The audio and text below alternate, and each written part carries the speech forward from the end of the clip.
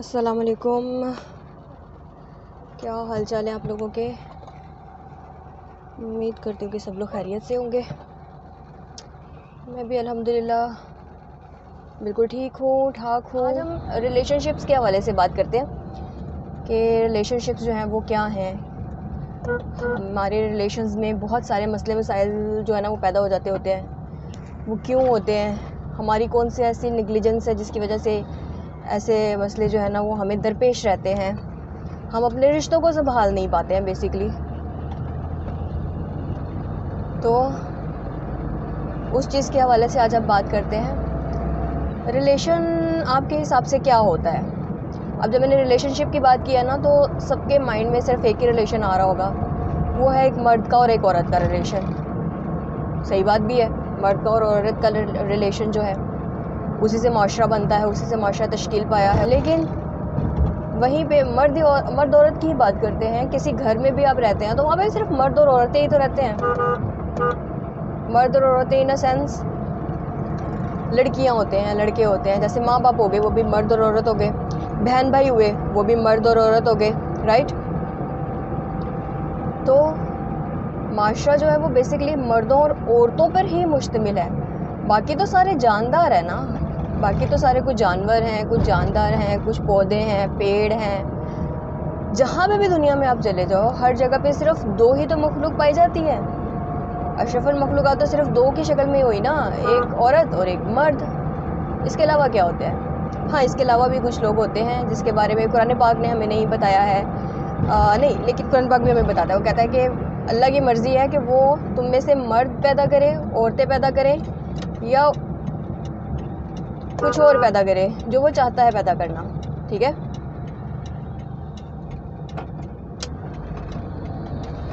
तो ये अल्लाह के ऊपर डिपेंड करता है कि अल्लाह ने क्या पैदा करना है। तो इसके ऊपर हम लोग सवाल नहीं उठा सकते कि ऐसा क्यों, ऐसा क्यों, हमारे क्यों ख़राब हो जाते हैं, हम इनको संभाल के क्यों नहीं रख पाते हैं, या ऐसी कुछ भी इश्यूज़ क्यों आते हैं हमारी ज़िंदगी में। तो रिलेशनशिप सबसे पहले तो मैंने आपको बताया माँ बाप का, फिर बहन भाइयों का, और माशरे में सिर्फ दो ही मखलूक बसती हैं जो अल्लाह ने पैदा किए। बाकी तो जानदार हैं, जानवर हैं, पेड़ हैं, पौधे हैं, वो सब चीज़ें भी हैं, वो भी अल्लाह की पैदा की हुई हैं। उनके भी जोड़े हैं, उनको भी अल्लाह ने अलग नहीं बनाया, उनको भी जोड़ों में बनाया है। ठीक है, अल्लाह ने आदम को भी अकेला पैदा नहीं किया था, उनका जोड़ीदार बनाया था, अम्मा हव्वा को बनाया था। और उनके बीच में मिसकम्युनिकेशन पैदा करने के लिए शैतान आया था। याद है ना आपको वो किस्सा कि नहीं याद? कुरान पाक का किस्सा है, बड़ा मशहूर किस्सा है, और ये हर किसी को याद होना चाहिए। ये तो काफिरों को भी याद है, जो जाहिल हैं, जो नहीं मानते हैं, जो ईमान नहीं रखते हैं, उनको भी याद है। तो रिलेशन में सबसे बड़ी चीज़ क्या होती है? मिसकम्युनिकेशन। हम लोग आपस में बातचीत ही नहीं करते हैं। हमारे बीच में कोई भी आकर के आग लगा करके चला जाता है तो हम लोग उसके ऊपर बात ही नहीं कर पाते हैं। हमें पता ही नहीं होता कि यार हमने बात किससे करनी है, क्या करनी है।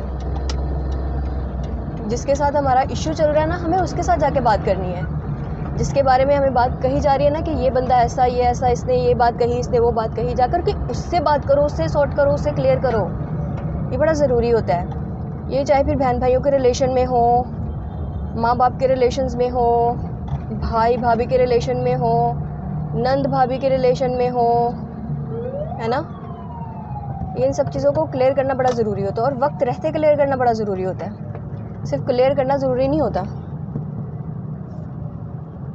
तो वक्त रहते क्लियर करना बड़ा ज़रूरी होता है। जब तक आप वक्त रहते क्लियर ही नहीं करोगे भाई किसी भी चीज़ को, तो कैसे पता चलेगा किसी को भी आप किस चीज़ से गो थ्रू कर रहे हो? किसी को कैसे पता चलेगा किसी के दिल में क्या है? तो रिलेशंस को स्ट्रॉन्ग बनाने के लिए सबसे मजबूत जो चीज़ है, सबसे बेसिक जो चीज़ है, वो है कम्युनिकेशन। अपनी कम्युनिकेशन सही रखो भाई। ऐसे घर में रहते हो, घर में पॉलिटिक्स होती रहती है, किसी को कोई चीज़ अच्छी लगती है, किसी को कोई चीज़ अच्छी नहीं लगती है, तो हर बंदा अपने तरीके से उसको हैंडल करने की कोशिश करता है। कोई मिसगाइड करके उसको हैंडल करने की कोशिश करता है, कोई झगड़े करके उसको हैंडल करने की कोशिश करता है, कोई फसाद फैला के उसको हैंडल करने की कोशिश करता है, कोई ना खुश रह के उसको हैंडल करने की कोशिश करता है। और कुछ लोग ज़्यादा सेंसिटिव होते हैं, वो उन मसलों को हल करने की कोशिश करते हैं। जो दो पार्टीज़ आपस में कोलैप्स हो रही हैं, लड़ रही हैं, उनमें वो कम्युनिकेट करने की कोशिश करता है, उनमें उस कम्युनिकेशन के गैप को ख़त्म करने की कोशिश करता है। ये और बात है कि इस चक्कर में बेचारे की बड़ी मत बच जाती है। वो बेचारा बड़ा बुरा बन जाता है, सबकी नज़रों में ही बुरा बन जाता है कि भैया तू कौन, मैं खाम खा। तो रिलेशनशिप्स को समझने के लिए सबसे बेसिक्स को समझना बड़ा ज़रूरी है। जब हम कहते हैं ना कि ये हमारे रिलेशन में हैं, हमारे माँ बाप हो गए, बहन भाई हो गए, हमारे कलीग्स भी वैसे एक तरह से हमारे रिलेशंस में ही होते हैं, क्योंकि हमने उनको उनके साथ में पूरा दिन गुजारना होता है, उनके साथ में एक अच्छा रिलेशन बिल्ड करना होता है। इसको भी ऑफिस मैनेजमेंट भी बोलते हैं, ऑफिशियल रिलेशंस भी बोलते हैं कि हमने इन लोगों को इनको किस तरह से निभाना है, किस तरह से रखना है ना।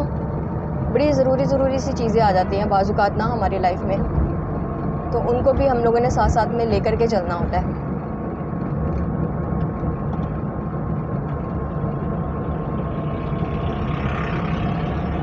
तो बेसिक चीज़ मैंने आप लोगों को बता दी। बेसिक चीज़ क्या है? कम्युनिकेशन। जब तक हमारी कम्युनिकेशन बेटर नहीं होगी, आई एम सॉरी, हम लोग अपने रिलेशंस में कभी भी कामयाब नहीं हो पाएंगे। बाज़ औक़ात हमारी कम्युनिकेशन इतनी क्लियर होती है, इतनी क्लियर कट होती है कि सामने वाला बंदा वो कम्युनिकेशन करना ही नहीं चाहता, वो मानना ही नहीं चाहता इस बात को कि नहीं भाई ये हमारे कम्युनिकेशन बैरियर आ रहा है, इस कम्युनिकेशन बैरियर को हम लोगों ने ख़त्म करना है। नो, वो लोग उस चीज़ को मानते ही नहीं हैं, तैयार ही नहीं होते इस चीज़ को मानने के लिए, उस चीज़ पर आने के लिए रेडी नहीं होते कि भैया ये भी चीज़ें हम लोगों ने करनी है। रेडी नहीं होंगे एक चीज़ के ऊपर आने के लिए, हमारी कम्युनिकेशन क्लियर ही नहीं होगी, तो हम कैसे बोलेंगे कि भैया हमने अपना रिलेशन जो है वो ना दुरुस्त करना है।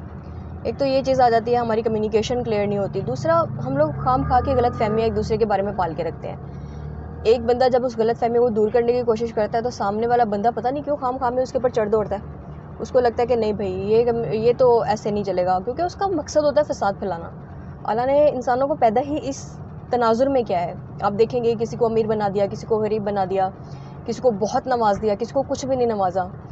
और कुछ लोग होते हैं जो अमन पसंद होते हैं, जो हर तरफ शांति फैलाने की कोशिश करते हैं, अमन फैलाने की कोशिश करते हैं, अमन की बातें करते हैं।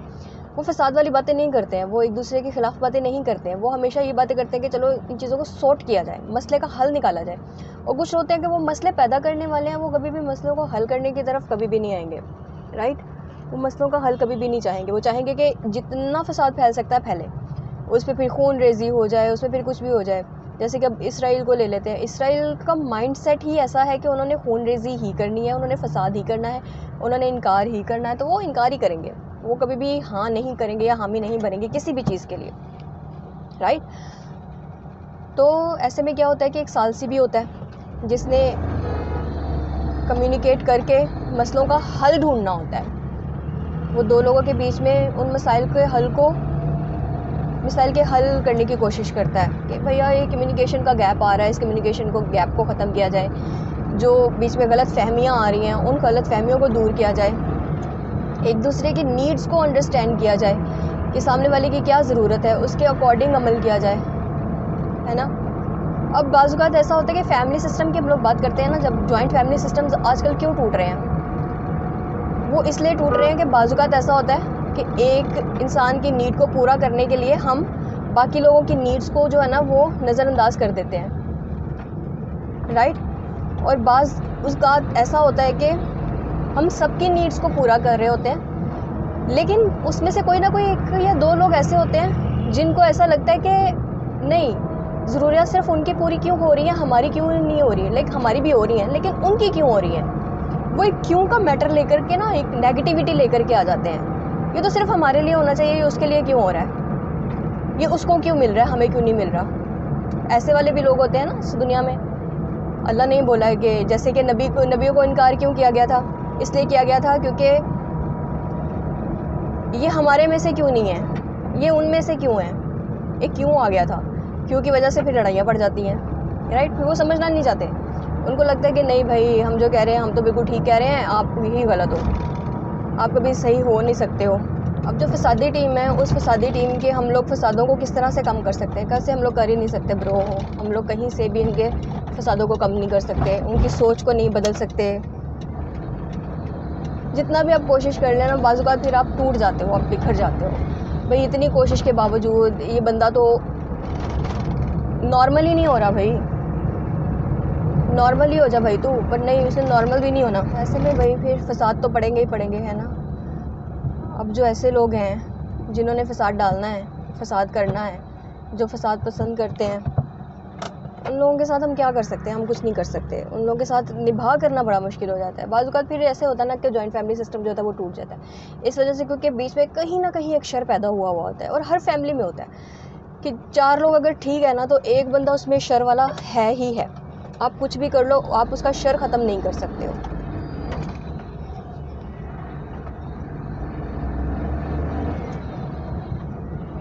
आप जितनी भी कोशिश कर लो ना, उस आदमी ने अगर फ़साद फैलाना ना, तो उसने फैलाना ही फैलाना है। क्योंकि वो फ़साद फैलाने ही दुनिया में आया है। अल्लाह ने उसको ये काम सौंपा हुआ है कि भाई तेरा ये काम है, तूने ये काम करना है। तेरा काम फ़साद फैलाना है, तूने फ़साद ही फैलाना है। तो और कोई शर अच्छी चीज़ें नहीं कर सकता। तो ज़िंदगी में कभी कोई अच्छी चीज़ें नहीं कर सकता। तेरे दिल में अच्छी चीज़ नहीं है। वो जो एक बदी का लोथड़ा नबी पाक सल्लल्लाहु अलैहि वसल्लम के दिल से निकाला था ना जिब्राइल अलैहिस्सलाम ने, वो लोथड़ा हर इंसान के दिल में है।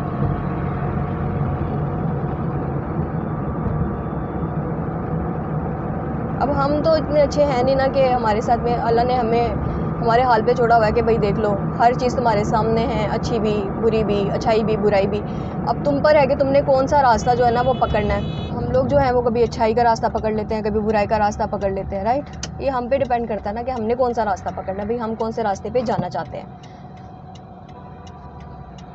हमारे पास अच्छाई भी होती है, हमारे पास बुराई भी होती है, सब चीज़ें हैं हमारे पास। गाइडलाइन है इतनी अच्छी कुरान पाक की सूरत में, लेकिन फिर भी हमने क्या किया हुआ है, हमने बदी का रास्ता ही नापना है, क्योंकि वो बड़ा शॉर्टकट है ना, बड़ा सहल पसंद है, वो बहुत ही अच्छा लगता है, सबको ही अच्छा लगता है कि नहीं यार ये बड़ा पुरसकून सा रास्ता है। लगता है पुरसकून रास्ता, मगर होता नहीं है। आप कभी चलकर देखो उस पर, आपको लग पते जाएंगे। बदी का रास्ता कभी भी अच्छा नहीं होता, वो आपको हमेशा तकलीफ़ की तरफ ही ले जाता है। और जिनको सेंस होती है ना सही गलत की, नेकी बदी की, वो उनको पता होता है कि वो लोग गलत काम कर रहे हैं, वो मुतमईन नहीं होते हैं, उनके दिल में तमान्नत जो होती है ना वो नहीं आ पाती है। तो इस तरह से होती हैं सब चीज़ें। तो रिलेशनशिप्स को समझना पड़ता है, उनको समझ के आगे बढ़ना पड़ता है। अब ऐसा तो नहीं है ना कि एक ही बंदा सबके रिलेशंस को समझता रहे और बाकी जो है वो किस काम पे लगे हुए हैं, बाकी बस उसकी जड़ें उखाड़ने में लगे हुए हैं। अब एक बंदा कितना कर सकता है ना, कितना किस हद तक वो जा सकता है एक बंदा। एक बंदे के बस में जितना है उसने किया है, वो कर रहा है। अब उससे बढ़कर क्या करे वो।